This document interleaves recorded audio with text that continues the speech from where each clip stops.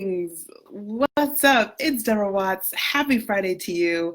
So happy to be coming to you live today. Got a really great question or topic really to discuss. It wasn't a question, but a topic that I want to share with you. I hope you have amazing plans for the weekend. I am Deborah Watts. Like I said, I help Mavericks such as yourself to be able to develop your own unique couture style of leadership. Why? To avoid burnout, both in yourself and in your teams and your families. So what I'd like to do is if you are here live, go ahead and say what's up. I would love to see you here. And if you're watching the replay, go ahead and type hashtag replay in the comments so that I know you got a chance and you got this message. Okay, so today we're going to answer this topic. Like, have you ever wondered why for some people creative visualization comes so easy, but for others of us, like we wait for years for our visions to materialize and still nothing? I know I have asked this question of myself a lot of times. And today we're going to explore the answer to that question. So special credit, first of all, goes out to my good friend and colleague, Stephen James Gardner, because this is his really groundbreaking work on emotion. And if you want the link to his really, really cool book, I'll share it in the comments. Just let me know in the comments and I'll share it. So maybe you've heard the stories of people. I mean, I know you have, like, it doesn't even have to be somebody as big as like Esther Hicks or, you know, one of these people that's really very well known for their teachings of the law of attraction. It could even be a friend of yours, a colleague. You know, you see the posts all the time and here in Facebook of people who are manifesting all these things, right? It's like all about the creative visualization and how they were able to make, you know, turn things around in their businesses or in their personal life or in their health or whatever it might be. And how do they do that? That's the main question. So first, we're going to review a couple basics, okay? And if you want the table for this, just let me know. It's just a diagram. I'll be happy to share it with you guys. Most of us were taught to vision this way. So we would create a list of goals, right? Maybe experiences or achievements that we want to have and that would completely inspire you, where you're like just so excited about it.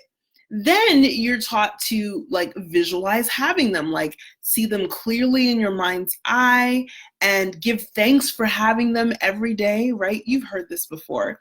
And then you're supposed to repeat that on a daily basis, as you know, whenever it is you meditate or whatever it is you do, until they've manifested, and then you go on to bigger goals, right? So the idea is you start with things that that stretch you, but you could believe realistically would happen, and then as you get better with it, you can kind of feel more confident, and then you can reach out for more bigger things, and so on and so forth. So that's kind of like the staircase of visualization, creative visualization.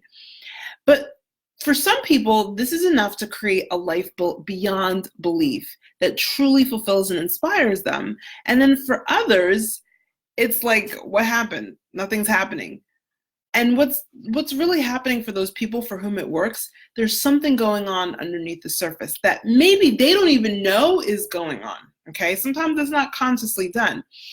For them, they keep feeling the emotions in their vision long after they've stopped visualization. So they're going about their day, but they still feel and operate as if that thing that they visualize has already happened. It's not like something that they're like, oh, I wonder if it's going to happen.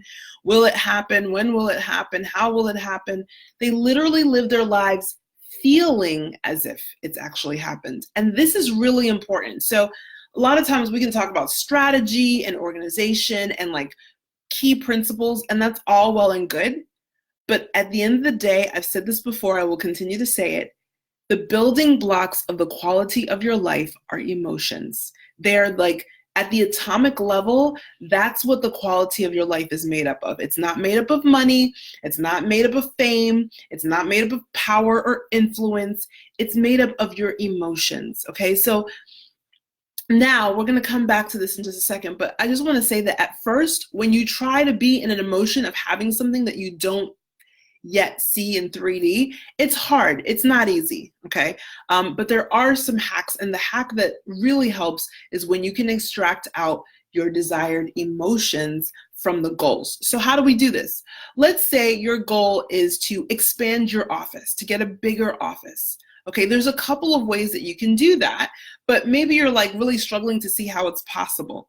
Well, instead of worrying about the how of it, which we already know doesn't work for creative visualization because we never know the how, what we can do is think about, well, what will I feel? What will getting that bigger office do for me?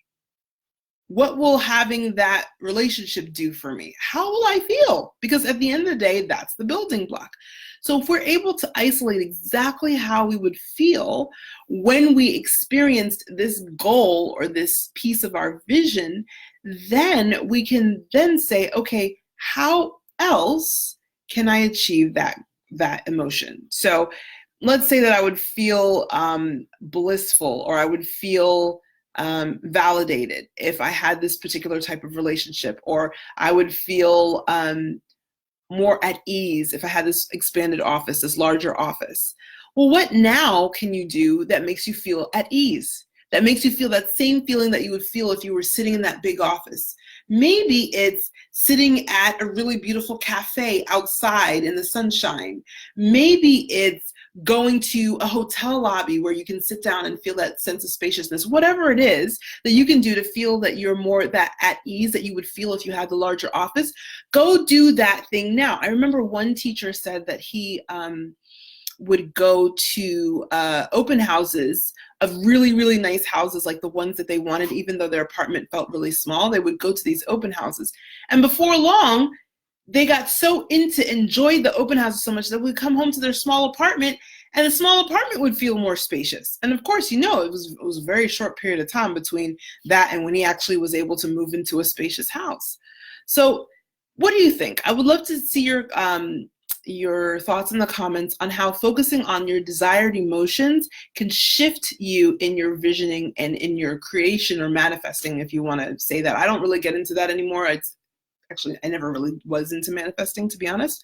But that's just because I have a kind of different angle. But I know this is something that's really popular and well, documented, and is something that, it's like either you get it or you don't kind of thing. So I'm trying to give you a couple hacks so you can get it if this is something that's really important for you.